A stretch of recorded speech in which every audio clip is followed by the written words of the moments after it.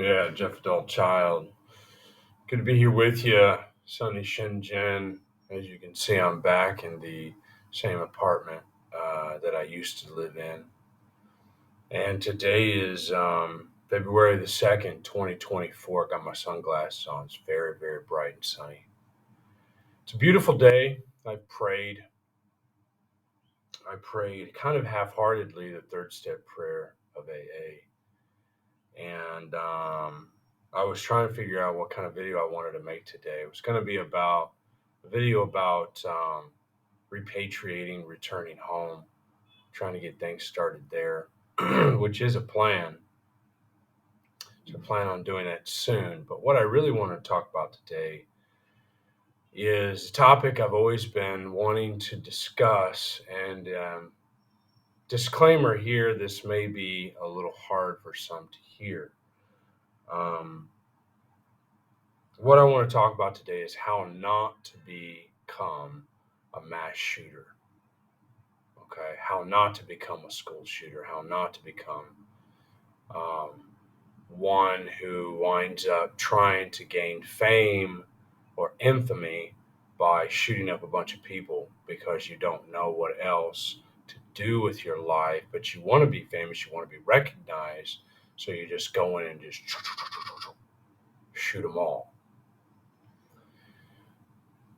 Um, The reason I'm bringing up this topic is because there is constantly, I don't know if I want to say constantly, but there's always another case of a young man, usually white, young, um, probably somewhat intelligent, although it looks like his actions wouldn't show that, but there's a method behind the madness and a reason for what he's doing. Um, There's a guy named Ethan Crumbly not long ago in Michigan, I guess it's a couple years back or something. And,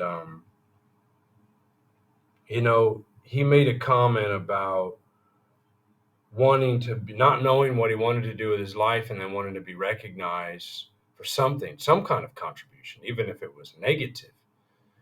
And I can relate to that. I think a lot of us can, as men in America, you could even specifically say white men in America, those who may be starting to feel marginalized in that country, in that culture.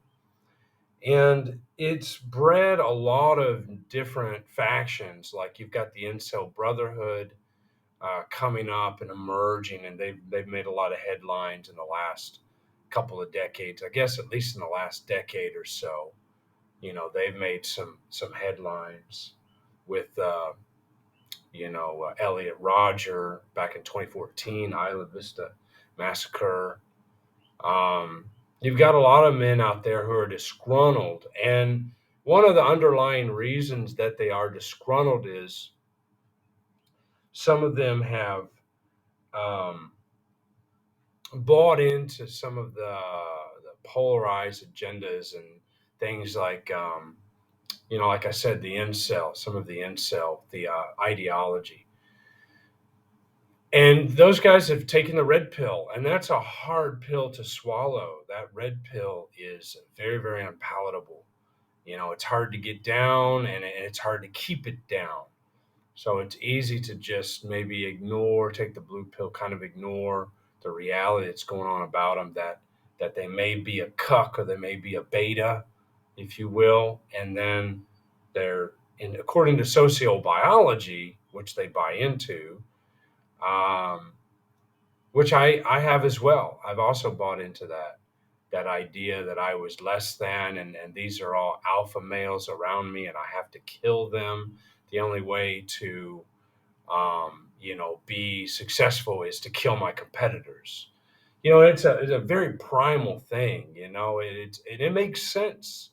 I was introduced to sociobiology um, by a friend of mine named Ed, and he and I were in a organic chemistry class together at the university, my undergraduate university, and I ran with that, man. He was like, "Oh yeah, man, this is all female reticence and because of the alpha males and this and that. Everything boiled down to sociobiology for him, and that's where I got a little brainwashed by that mentality. It was good information, but I ran with it. I didn't have anybody else to really correct me. Had already backed off from religion and didn't have any good male role models to help correct any of those ideas. So I've been in a place in my life where I was so full of anger from my family of origin, from being raised in a dysfunctional family, alcoholic and shaming and all that stuff type setting. Um, I was a ticking time bomb. And the fact that I did not become a mass shooter and therefore did not become famous, infamous, I'm not in prison right now, thank God. And I don't have to be making this video from prison. And I don't have fans like Ethan Crumbly might have soon for what he's done. I don't have any fans because I didn't become a mass shooter. Although I wanted to, at times I thought about it a great deal. But I guess the question is, what stopped me from becoming the mass shooter? What stopped me from becoming a killer like TJ Lane and Ethan Crumbly and Elliot Rodger? What stopped me from becoming like these guys? I don't know if TJ Lane falls into the same category or not. He may not. But what stopped me? Because I was not necessarily planning, but I had enough anger to do it. And it didn't happen. I was getting in a lot of trouble legally at the time. My family life was not good. I was having some trouble at school.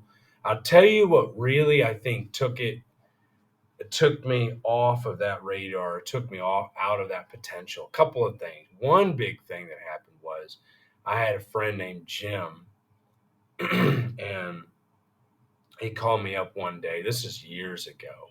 This is probably 15 plus years ago. And he called me up one day and told me that he had made a hit list, and he had a list of people, I guess, that he was going to start killing. And I listened to that just with real terror in my heart. And he had told me some other things he had done, to try to practice or get ready to start killing people. And after he had used his test subject for the killing, he found how much harder it is to kill than he expected. And so he abandoned that dream, that goal of killing people. I think that was part of where I deviated, because I'd never made a hit list. I'd never gone that far. He was ready to do this and execute the plan. Whereas I was just full of anger and I just wanted to punch people and I wanted to hurt people, but I didn't have any hit list or anything like that. It seems like he was coming from a very cold and impersonal, possible homicidal tendencies. Yeah, this is a strange topic to think about, but after struggling and struggling and struggling, I guess one of the things was, of course, the fear of the legal consequences. Um, I guess I value my freedom more than I do becoming famous, and that's a balancing act, because a lot of us Americans, we have this idea we've got to become famous, and we've got to become recognized and noticed, and if we're unnoticed, we're unworthy. If we're not validated by our peers, especially women, we're unworthy. We're not good enough if women aren't seeing us, or we don't have fans or followers. In some ways, to gain the fan and the follower is to, kill a bunch of people. And that's what these guys have jumped on. They have found it, and it works. See, because the media, as soon as they kill people, the media is there, boom, covering the story, and they have got instant fame. Just overnight, they went from nothing to world famous. world famous. That's pretty appealing. So, I think fear of the legal consequences stopped me from doing it. Um, the guilt, the shame, the just all of that would be weigh on your heart. I think you've really got to be somewhat psychopathic, sociopathic to actually follow through with something like that. I just don't have that in me. I feel guilty about many things. And if I do something wrong, I feel really guilty about it. So taking lives from people and then hearing the victims talk about their family members taken from them, no, I couldn't live with that. Some people may be able to. I don't think I could do that. So, but maybe guys like Ethan Crumbly and T.J. Lane and Elliot Rogers' dad. So see some of these guys. See what happened is some of these guys lived on. You're seeing these guys live on. They're not killing themselves anymore. They're doing the murders, the mass shootings, and they're not committing suicide. They're intentionally staying alive so they can feel the fame, the infamy, and they can actually process it and see and live in they're a living legend in their own mind. They're criminal, they're in prison, but they're a living legend. And there will be people who search for them. I've searched for these guys. Many of us are curious.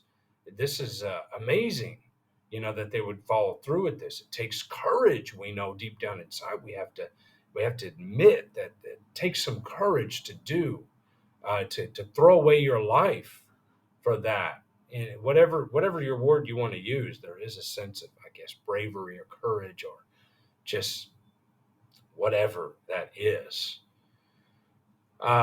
Stupidity, many of us would say, sickness, madness, sanity, but also at the same time, they know what they're doing. Um, One of the things I think it's at the root of this also is lack of intimacy with a woman. That tends to be pretty problematic for these guys. I know it was for me.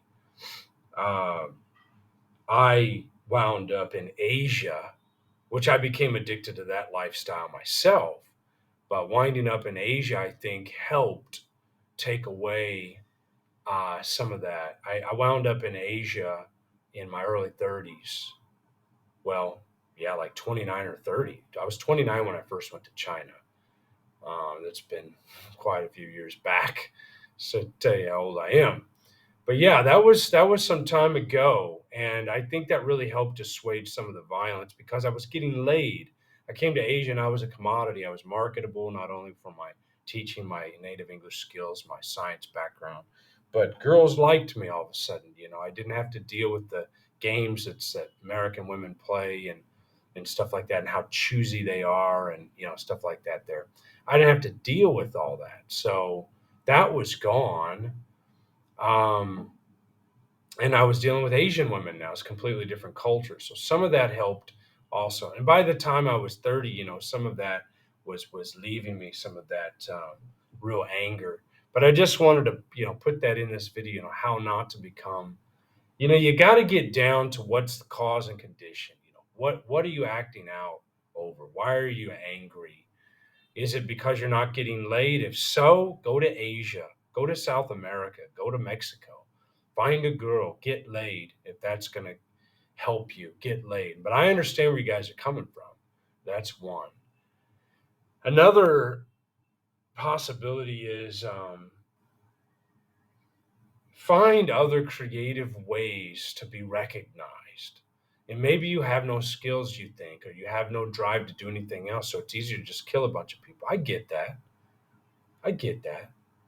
But I guess just really ask yourself, is it worth spending the rest of your life in prison to gain instant recognition and fame? And how long will that fame last? Will you be remembered in 20 years, or is this a fleeting thing?